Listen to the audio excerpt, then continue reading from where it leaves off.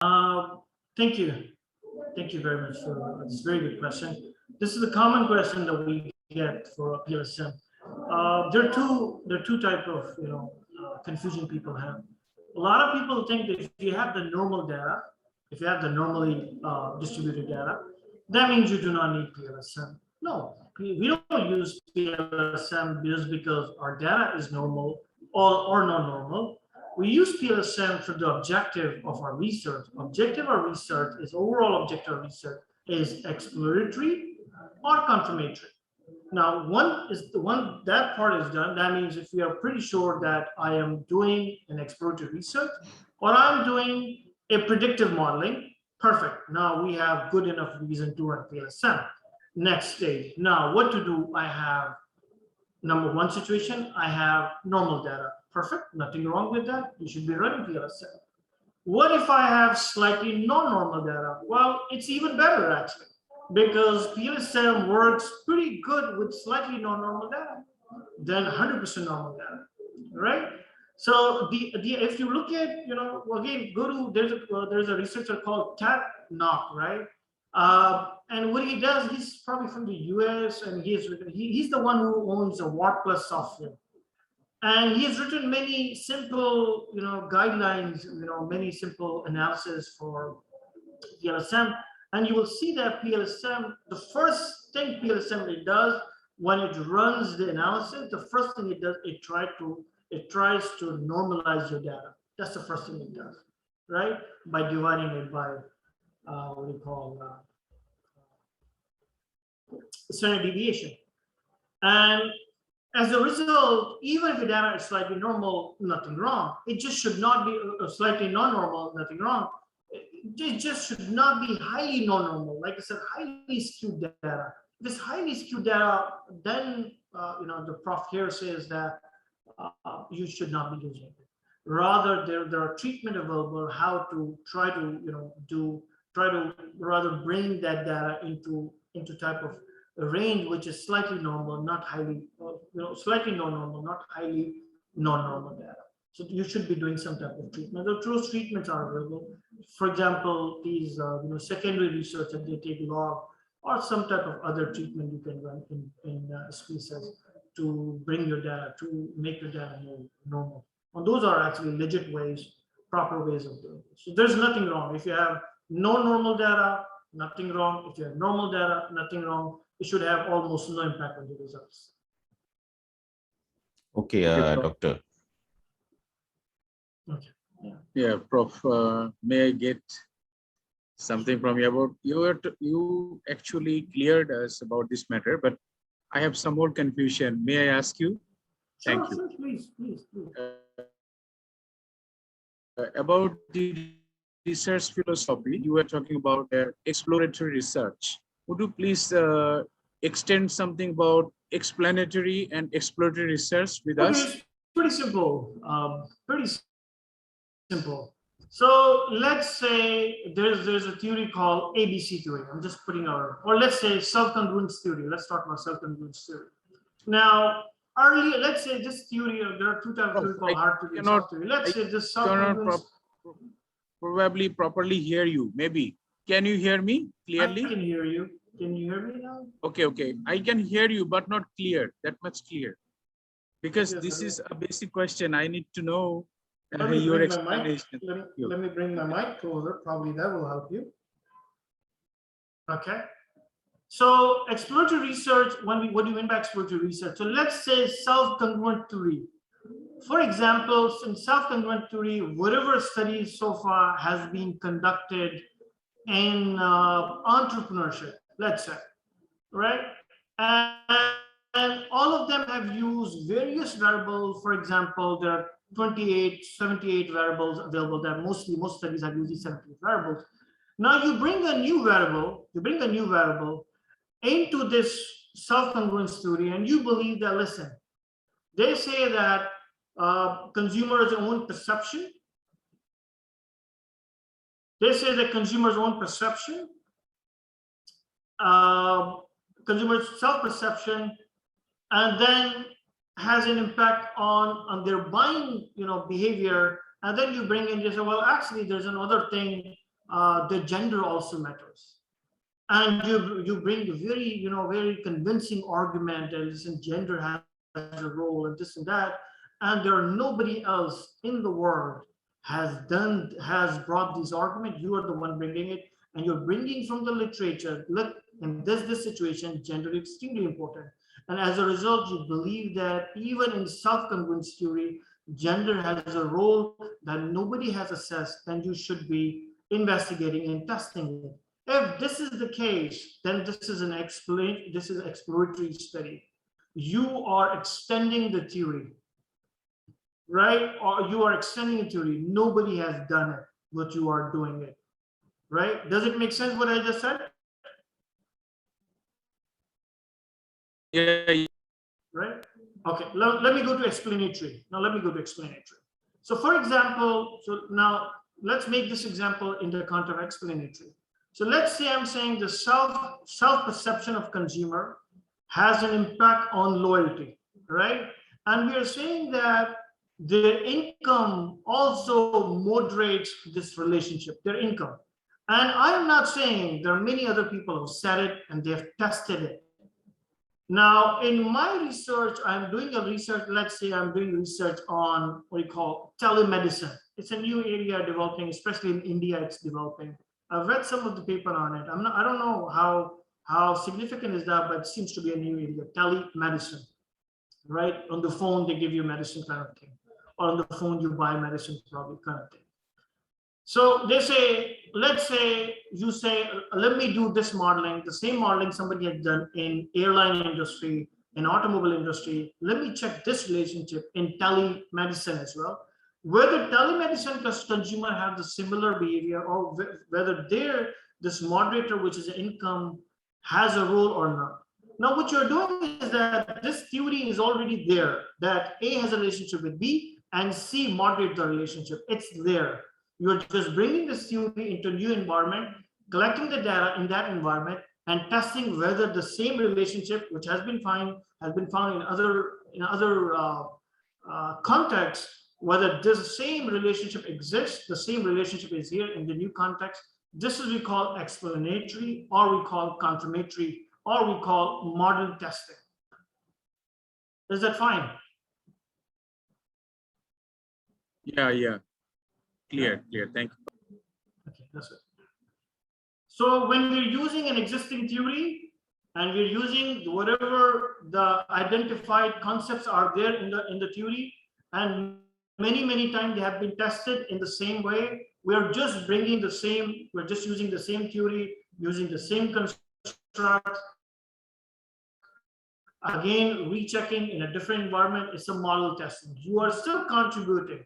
You're still contributing, but it's called confirmatory theory. It's not exploratory. Theoretically, it's not exploratory. It is actually confirmatory. Yes. Okay, I hope I did answer. Okay, somebody is asking a question. Let me see if somebody is asking a question. Can variables measured in the liquid scale, example, 4-category scale, be included in PLSM? Well, yes, why not? This is what PLSM is known for. If you have, let's say, 4-point scale, or you have 5-point scale, you have 7-point scale, 9-point scale, it doesn't matter. PLSM is good enough for all of those. Even if you have 3-point scale, let's say you have only agree, disagree, and neutral, still it's valid, nothing wrong. Formative reflective, well, I can explain, but that will be beyond the scope of mine, because I expect that a lot of people are struggling with the basics of it. Formative and reflective, very simple. I'll just give you, verbally, I'll tell you, even that's beyond the scope of my today's conversation. Formative and reflective is, let's say we have a concept called satisfaction, right? So there are 2 ways to measure satisfaction. And if you go to literature, you will find there are 2 types of satisfaction measurement available. There are 2 types of scales available. There are 2 types of concepts available, in other words. We can use 2 to 3 items to measure constructs. Yes, we can. But again, that's not, you should avoid it if it's possible, or we can use up to 2 items. Actually, we can use even PLSM, we can use even single item. we can use single item. And again, that single item is recommended for what? Such as sales figures, such as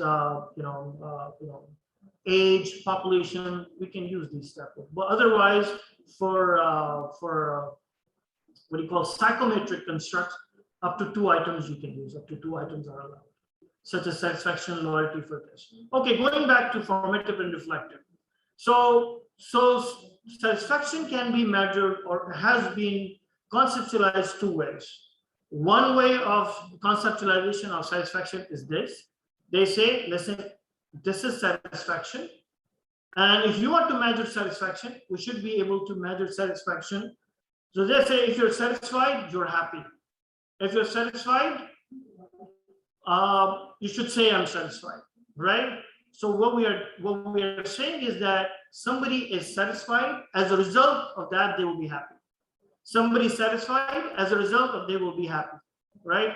If this is the case, we're talking about reflective measurement, and I can show on the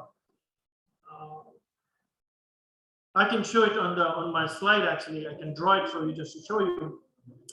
Other way around. So this is reflective. They're saying if you are satisfied, you should be happy. So satisfaction causes happiness. This is the idea, right? So this is called reflective. Other way around. You say, no.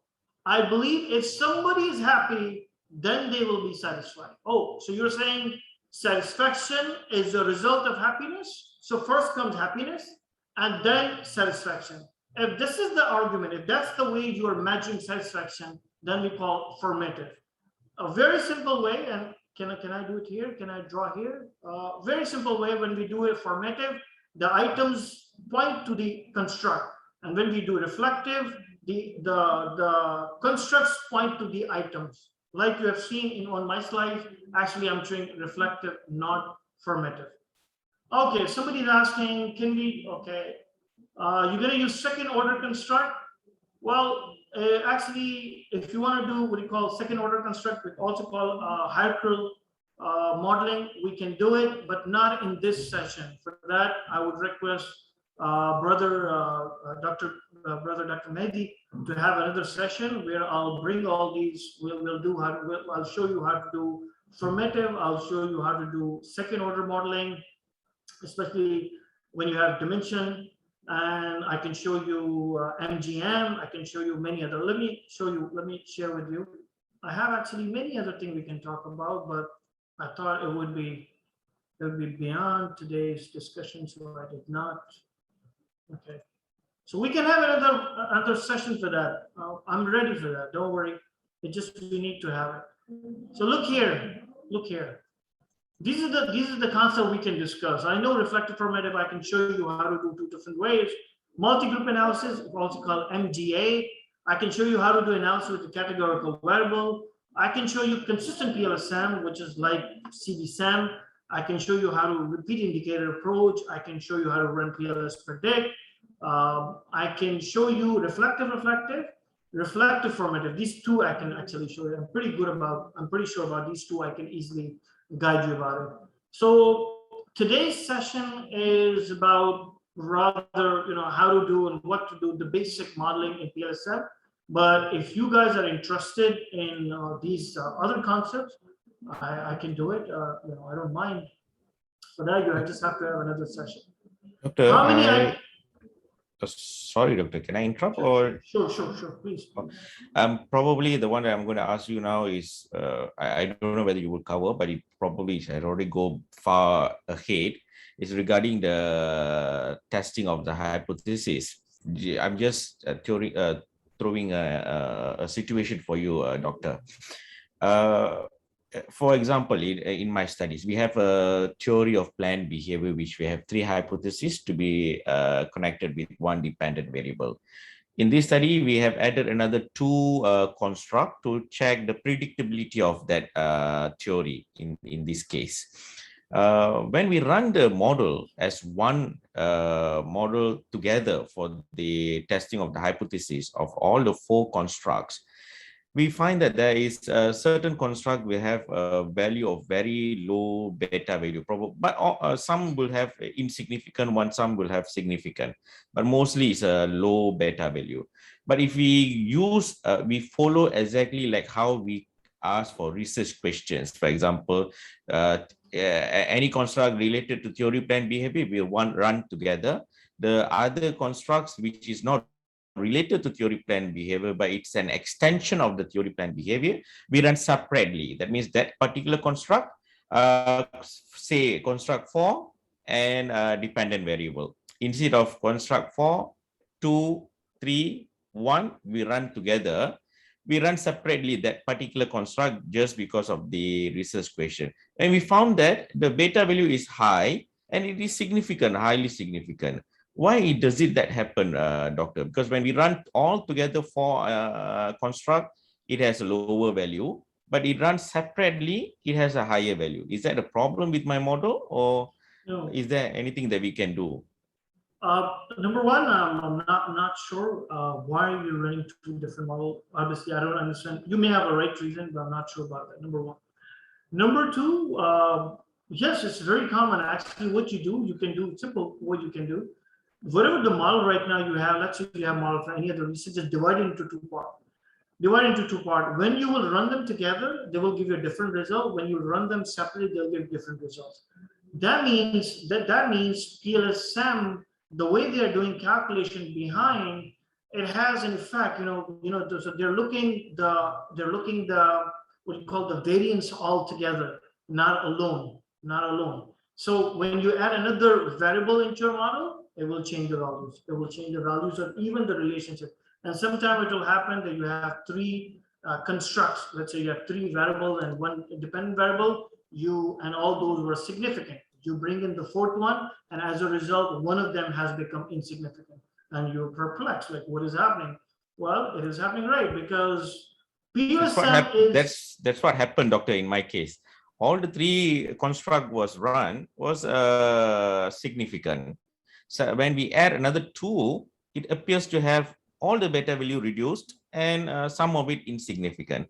But when we run separately, those two that we added later, it is significant actually.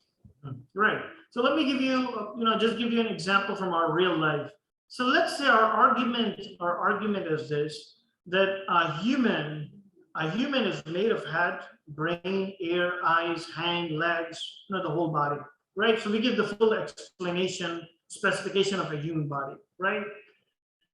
And then one day I believe that, hey, you know what? This my right hand, or this right hand, I believe that, this is really causing me trouble, right? And what I do, let's say I take it out or I cut it off. Now, after that, if I have to argue, I have a complete body, I cannot argue. It's impossible. Because what I've done, there was an essential part of my body that I've cut off. Now I have a body that without my hand. So this is what you're doing. When you bring in those variables, you brought in those variables, whatever the extending variables you are bringing in, why you're bringing them? Because your argument is that this theory is incomplete without this variable, and this variable has to be there. So why are you running two different models? They should always be run together because that's what your idea is, right? Now, why it's coming out insignificant, that's a different story, but you should not be running them separately. You should be always running them together. Now, what's the solution if you have insignificant? There are multiple ways you can do. Number one, take a look at your data. Take a look at data. There are many types of error we have, such as measurement error, such as sample design error, such as analysis error. Review everything. See if there is some type of error you have committed. Probably your respondent did not even understand the items you use for that particular construct. They did not even understand. As a result, they answered wrong. One. Probably whatever the results you are seeing is right. That's how it is. In that situation, whatever context you are assessing, in that context, this relationship is insignificant and you need to accept it. Now, the question comes now, why it is insignificant? That's the real question. You need to investigate. There's a theory, there's a research, research type called, what do you call, sequential, exploratory sequential, right? Exploratory sequential modeling, right? So what you want to do in exploratory sequential modeling, what you do first, you run the quantitative analysis like you have done, and to either to verify the results you have received, or to understand why there is some abnormality in your results, you go for a qualitative research. You do 2, 3, 4, 5 respondents, qualitative questions, interview, and from there you draw whether the relationship that you have, that your quantitative data shows insignificant, what is the reason behind it. In that case, when you do sequential study, then you'll be exploratory sequential study, then you'll be able to figure out why that result is insignificant. So there could be various reasons, like I said, measurement error or various other type of error, or probably in your case, this relationship is insignificant. It just, you need to figure out why this is insignificant. Dr. Kashif, we need to start our next session. Okay. I'm Thank really you, sir. sorry I couldn't answer those people. There are a couple of more questions. I'll get back to them at the end of